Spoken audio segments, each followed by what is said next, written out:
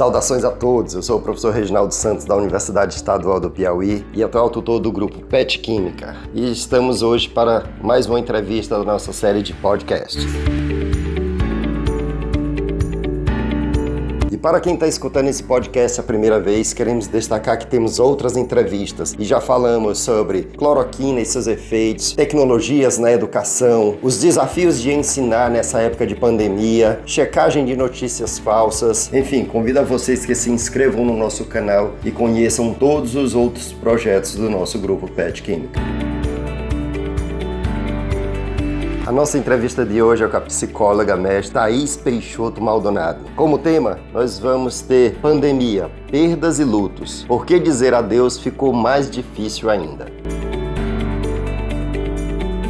Bom, a Thaís é psicóloga pela Universidade Presbiteriana Mackenzie, é psicoterapeuta infantil e adulta, mestre em psicologia clínica pela Pontifícia Universidade Católica de São Paulo, onde fez seu trabalho de dissertação no Laboratório de Estudos e Intervenções sobre Luto, é especialista em psicologia hospitalar com ênfase em oncologia pelo AC Camargo Cancer Center, é também especialista em teoria, pesquisa e intervenção em luto pelo Quatro Estações Instituto de Psicologia. Tem ainda curso avançado multiprofissional em cuidados paliativos pela Casa do Cuidar. Bom, é com a Thaís Maldonado a nossa entrevista de hoje.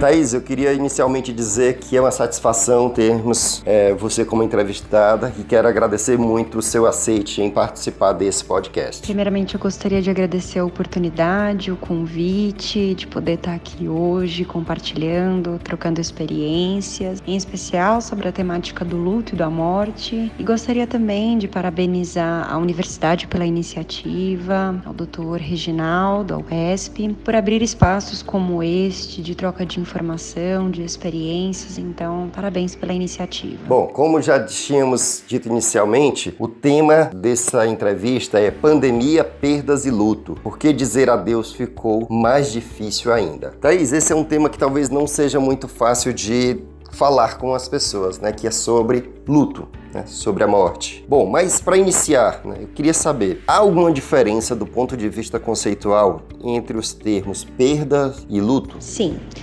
A palavra perda, por si só, ela pode estar relacionada a uma situação qualquer. Por exemplo, eu perdi o horário da reunião, eu perdi o endereço do local. No entanto, quando falamos de luto, nós estamos nos referindo a um processo que se dá diante de uma perda significativa. Então, acho que este é um ponto fundamental quando nós vamos falar do luto, né? Que é entendido como um processo de elaboração psíquica diante de uma ruptura, de uma perda de um vínculo significativo.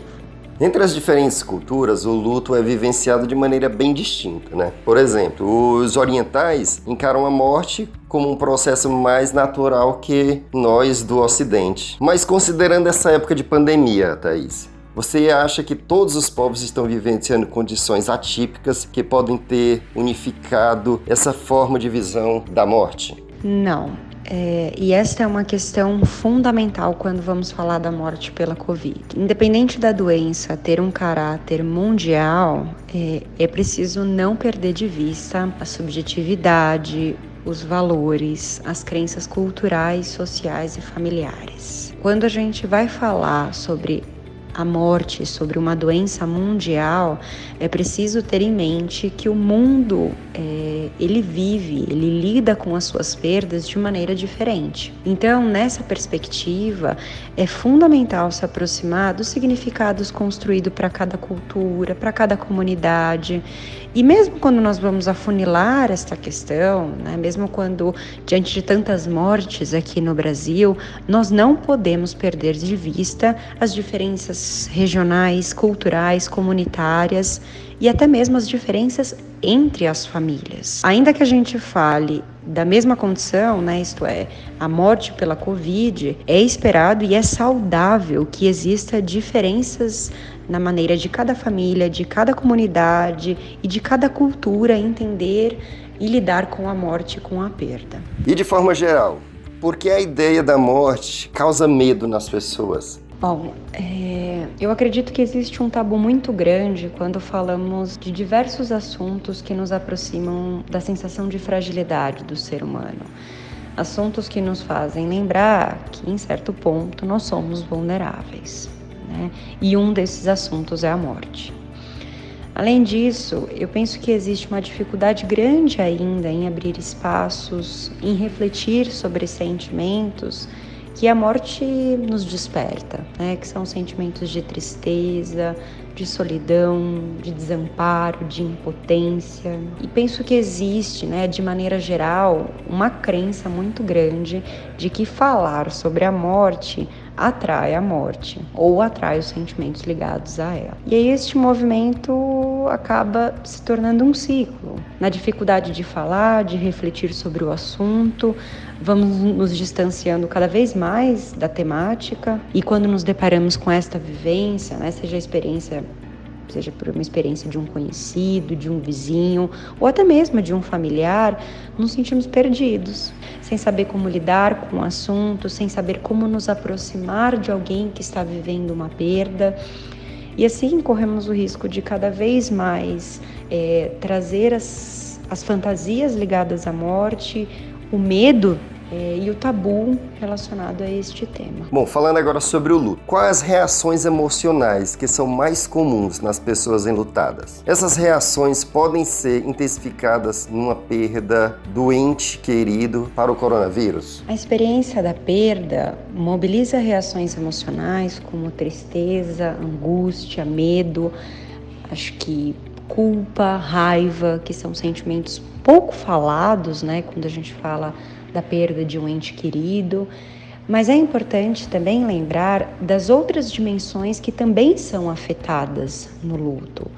Não só reações emocionais, como reações físicas, né? Isto é, uma dificuldade de sono, dificuldade de apetite, na dimensão cognitiva, uma dificuldade de concentração, atenção, memória, e até mesmo reações quando a gente fala de uma dimensão social e espiritual na vida do enlutado.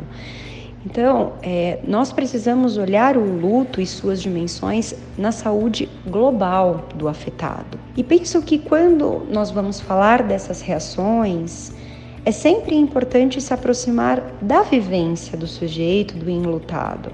Para o indivíduo, a sua dor é sempre a maior, afinal, é ele quem sente. Então, independente da causa da morte, a intensidade e como o sujeito sente, a melhor pessoa sempre para dizer é o sujeito, é o enlutado. Thaís, vem sendo divulgado que os rituais de despedida para as pessoas falecidas por coronavírus são diferentes, geralmente sem exposição do falecido e com pouquíssimas pessoas no velório. Quais os impactos para os enlutados causados pela ausência desse ritual ou desses rituais, considerando essa época de pandemia? Os rituais de despedida, eles têm uma importante função no processo de luto. Em um momento em que a família tem a sensação de desorganização, que se sente perdida, os rituais, os costumes sociais, religiosos, eles colaboram trazendo a sensação de segurança para a família. Ao mesmo tempo em que oferecem um lugar protegido, onde a família recebe o suporte, recebe condolências, relembram histórias, vínculo do falecido com pessoas queridas, com pessoas próximas. E a ausência desses costumes, né, e a impossibilidade de poder se despedir do falecido da maneira como a gente faz, como a gente tem as crenças, os costumes até hoje, pode dificultar a sensação de realidade da perda, né? É como se ficasse faltando algumas pedras do quebra-cabeça. E a sensação que o familiar não pôde se despedir, não pôde ver o ente querido, não pôde tocar, de alguma forma homenagear o falecido, né? E é por isso que muito tem se discutido e incentivado cada família pudesse construir o que faz sentido, né, da sua forma, do que tem significado para cada um, uma maneira de ritualizar, de se despedir, né, de homenagear aquela pessoa, né?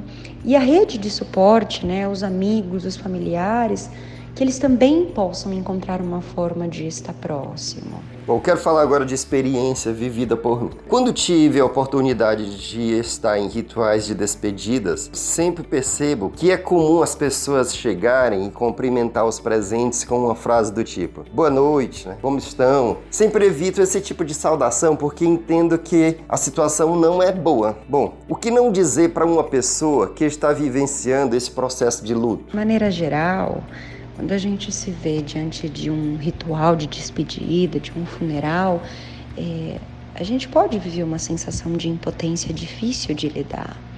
E por vezes, na tentativa genuína de tentar ajudar, né, de tentar acabar logo com a dor do outro, com o sofrimento, nós corremos o risco de acabar não valorizando os sentimentos e a perda. Então, penso que às vezes na ansiedade de querer ver o outro bem logo, não conseguimos abrir espaços de escuta e cuidado, que na maioria das vezes é o que o enlutado precisa. Então, acredito que não existe uma regra do que fazer ou o que não fazer, mas penso que é importante abrir espaços de cuidado, de escuta e até de silêncio, né? Poder abrir uma conversa, poder escutar como está sendo aquela experiência.